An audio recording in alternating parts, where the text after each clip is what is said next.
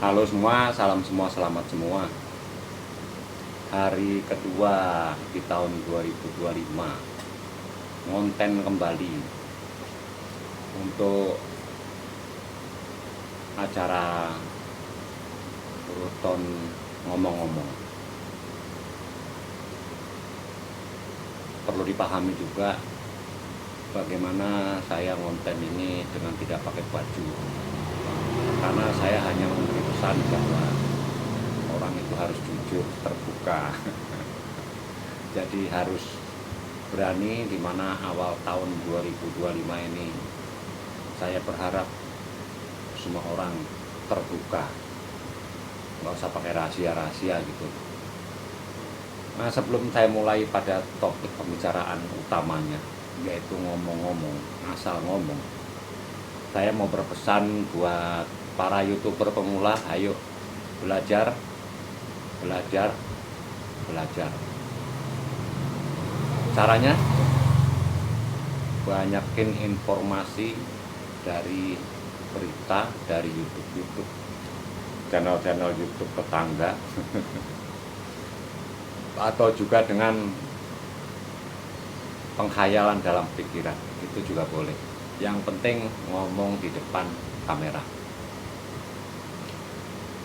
Terlepas nanti ada hasil atau tidak, yang penting di mana tahun 2025 ini Anda mau berusaha, hasil pasti ada. Apapun itu. Hanya saja bisa jadi hasilnya itu instan, gitu kan. Bisa juga lama. Itu hanya persepsi saja.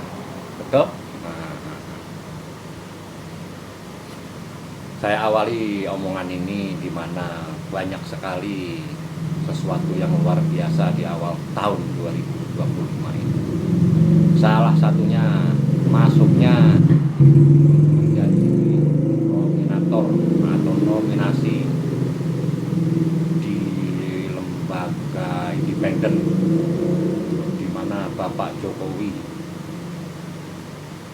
masuk dalam nominasi pemimpin terkorup. Itu juga patut disikapi. Untuk sudut pandang dari saya sendiri, saya sih nggak ambil pusing. Mungkin saya juga ikut menikmati. Karena apa? Bisa jadi saya selama ini pernah terima bansos, tapi seingat saya nggak pernah ya. Tapi siapa tahu saya pernah terima bansos yang saya tidak sadari, karena saya lupa kan. Pada saat COVID itu memang saya juga tidak terkena COVID, tapi kan memang itu ada pembagian ditaruh di depan pintu gitu kan. Jadi apakah itu dari pemerintah atau tidak, saya tidak tahu. Yang jelas saya pernah dapat, cuman tidak tahu dari mana gitu kan. Gitu loh. Terlepas daripada kontroversi itu, Bapak Jokowi juga sudah memberi jawaban lewat media juga kalau tidak salah, di mana jawaban Pak Jokowi itu seperti ini kalau tidak saya salah ngomong ya. Ya coba dibuktikan yang saya korupsi itu apa, gitu kan. Pun seandainya pun itu terjadi, karena itu semuanya baru pada taraf dugaan gitu. Karena namanya investigasi itu, semua itu hanya hasil dari dugaan. Ada informasi ini diolah, ada omongan ini diolah, atau mungkin dipelajari dari keputusan-keputusan beliau, peraturan-peraturan yang pernah beliau buat. Ya toh, ya saya tidak tahu, ini saya dengar, saya omongkan kembali hanya dari yang saya tonton di pemberitaan, berbagai pemberitaan, rasa-rasanya seperti itu. Tunggu sebentar, saya mau sesuatu.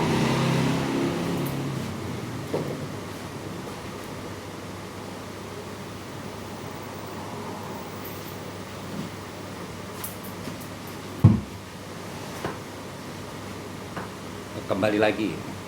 Tapi daripada itu semua, memang itulah faktanya, perpolitikan itu memang begitu. Toh karena kita katanya menganut negara hukum, kalau memang ada informasi seperti itu, mungkin pihak-pihak yang berkepentingan untuk mengolah, memanggil, mengurus, itu kan ada.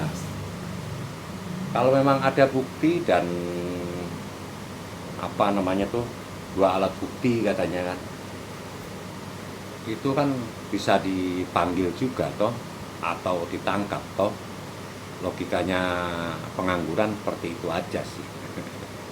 Tapi kalau memang sudah masuk ke dalam ranah politik, ya memang seperti itulah. Karena politik semakin seru itu, kemajuan pasti akan ada gitu ya.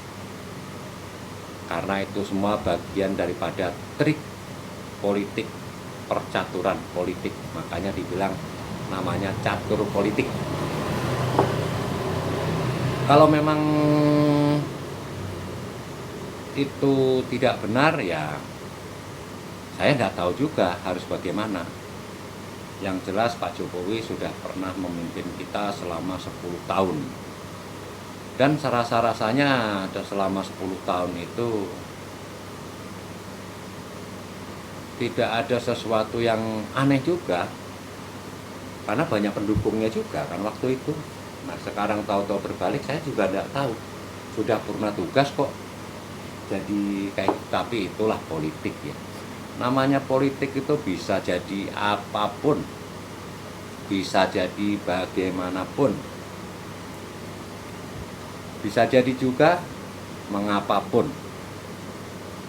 Ya untuk para netizen, para pendengar, harus bijak bagaimana kita menyikapi informasi-informasi yang ada di sekitar kita, di pemberitaan baik dalam dan luar negeri.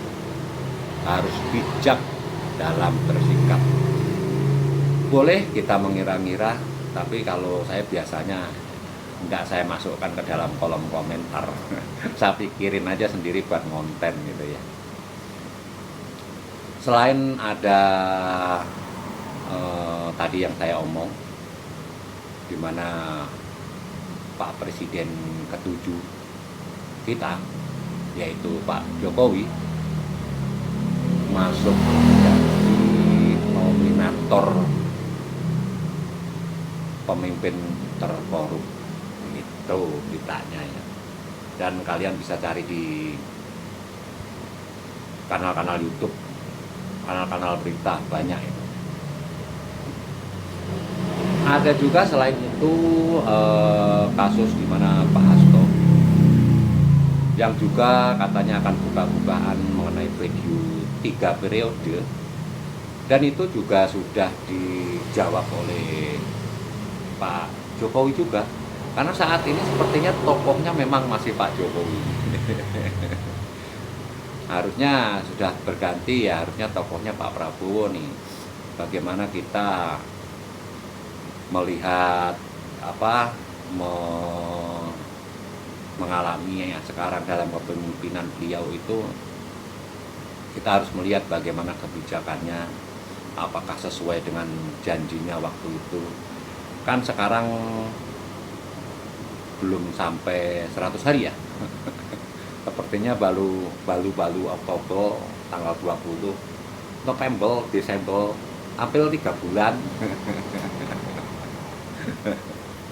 Ya kalau tidak salah ya, kata Pak Prabowo juga tunggu dong begitu. Dan udah banyak statement, nah, banyak para yang mendukung dan yang tidak mendukung, yang pro dan yang kontra. Banyak sekali di antara para ini juga sangat kritis. Ada juga yang menurut itu pandangan Bruton ya, banyak membela dengan membabi buta, tapi ya tidak tahulah, ini hanya ngomong aja. Yang penting saya ngomong biar tenar. Nyari cuan, siapa tahu ada kasihan sama saya karena saya nggak bisa beli baju.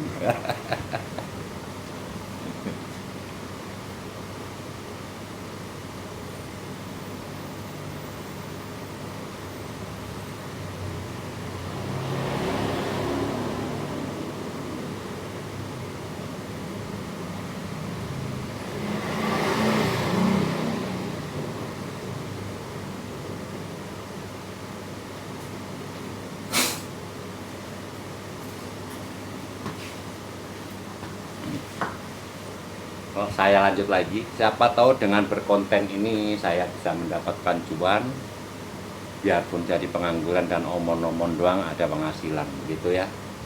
Karena di tahun 2025 ini akan banyak UMKM yang bertumbangan, itu kata para pengamat ya. Katanya itu akan berdampak dari pada PPN 12% yang diberlakukan. Tapi dari Menteri Keuangan sendiri, Bu Sri Mulyani itu sudah mengatakan bahwa pajak-pajaknya mungkin yang akan naik itu, yang pasti sudah naik itu kalian bisa lihat sendiri di channel-channel YouTube ya. Saya tidak perlu menjelaskan, ya toh. Karena kalau saya ini karena pengangguran yang akut, tapi penganggurannya terlalu kreatif gitu ya. Makanya saya ngomong-ngomong aja dan ngomong-ngomong jadi konten yang kalian bisa dengarkan saat ini. Dan itu juga sudah diberitakan dan disiarkan oleh sangat banyak media, di mana Pak Prabowo sudah membacakan itu, kalau tidak salah. Tapi ya itulah dunia perpolitikan kita. Kita harus mengamati, kita melihat. Kalau memang tidak cocok ya saya diem aja. Tapi yang jelas buat saya penegakan hukum itu harus ditegakkan. Tapi masalahnya banyak sekali yang akan ngomong, akan membawa bahwa hukum itu harus ditegakkan, itu kan punya versi masing-masing. Bahkan membela rakyat pun semua pasti akan berbicara membela rakyat. Tapi masalahnya rakyat yang mana gitu kan. Karena semua yang ada di NKRI ini, dari yang kecil sampai yang tua, itu dimana masih dalam lingkup NKRI, pasti itu rakyat Indonesia ya loh. Bahkan termasuk presiden, para pejabat itu juga rakyat. Nah mungkin mereka ngomong itu ya rakyat itu yang dibela. Dan mungkin ya itu bagian daripada persepsi. Kalau para pengamat itu semakin banyak ngomong, semakin banyak pembicaraan, semakin banyak diundang, kantongnya juga penuh. Bukan kantongnya, rekening. Kalau saya ini ngomong-ngomong justru keluar kuota. Kalau mereka itu para pejabat dan para itu pasti ya dijamin sama negara, kan ada uang transport ya toh, uang telekomunikasi ya toh, uang apa ada semua lah. Itulah bagian rakyat juga, masalahnya juga harus diperhatikan kepentingannya ya. Kalau kayak kita itu harus selalu ngomong merdeka, karena merdeka kita cari uang sendiri, kadang-kadang nggak dapat puasa itu kan, nggak ada buat beli nasi, puasa. Karena puasa itu membuat daya tahan tubuh kita, daya pikir kita akan selalu tenang. Tanpa terasa 14 menit ini, hampir 15 menit. Saya lanjutkan lagi ya. Dimana perpolitikan kali ini saya lihat itu dari pengertian yang saya punya. Sepertinya ada penggiringan opini di mana diperlihatkan pertarungan antara Pak Jokowi dan PDIP, itu ya kalau nggak salah. Tapi ya itulah politik, adu argumentasi. Apakah ada data dan faktanya? Apakah yang penting ada berita, banyak berita, seperti halnya tadi nominasi terkorup itu. Mungkin juga kalau memang ada di antara para pemerhati atau para yang biasa membuat kuesioner, para yang punya survei, boleh kok mensurvei juga seperti tadi yang seperti yang dilakukan OCCRP itu ya toh.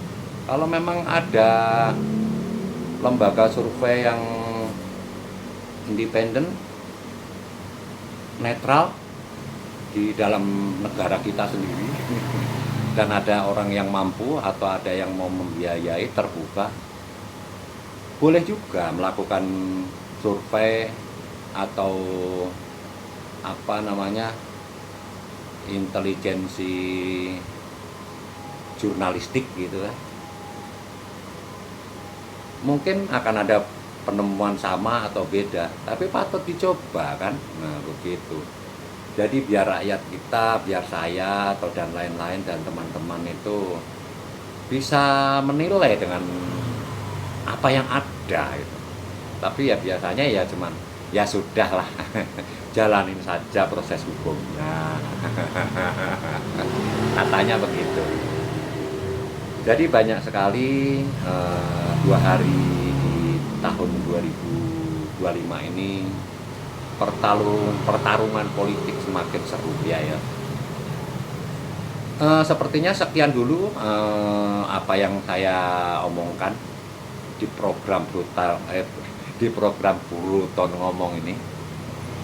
Saya cukupkan sampai di sini, nanti akan saya lanjut kembali.